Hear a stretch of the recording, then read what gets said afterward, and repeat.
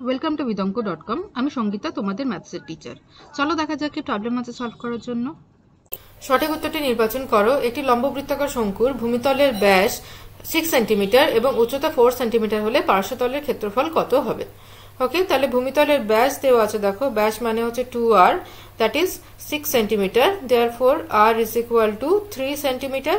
ওকে, আর উচ্চতা এইচ দেওয়া আছে 4 সেন্টিমিটার। তো আমরা পার্শ্বতলের ক্ষেত্রফল যেহেতু বের করতে হবে, আমাদের এল দরকার, তির্যক উচ্চতা, that is equal to h square plus r square under square root. Okay, তো then root over 4 square plus 3 square. Okay, তো এটা হবে, এটা হচ্ছে পাইথাগোরাস ট্রিপলেট, মানে আমাদের এটা 5 আসবে।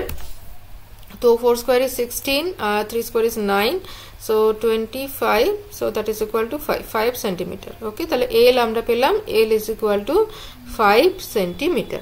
তো L পেয়ে গেলাম, R দেওয়া আছে, আমাদের পার্শ্বতলের ক্ষেত্রফল বের করতে হবে।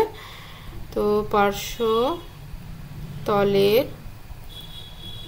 ক্ষেত্রফল হচ্ছে পাই আর এল, পাইটা পাই রাখি কারণ উত্তরে পাইয়ে আছে, পাই ইন্টু আর হচ্ছে 3 আর এল পেলাম 5, সো 15 পাই সেন্টিমিটার স্কোয়ার।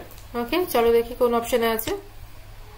দেখো প্রথম অপশনেই আছে 15 পাই বর্গ সেন্টিমিটার। ওকে, তাহলে অপশন এ হচ্ছে আমাদের সঠিক উত্তর। ওকে, অপশন এ হলো সঠিক উত্তর। Thank you for watching vidonko.com। অঙ্কের আরো প্রবলেম এবং সলিউশনের জন্য আমাদের ওয়েবসাইট অবশ্যই ব্রাউজ করুন।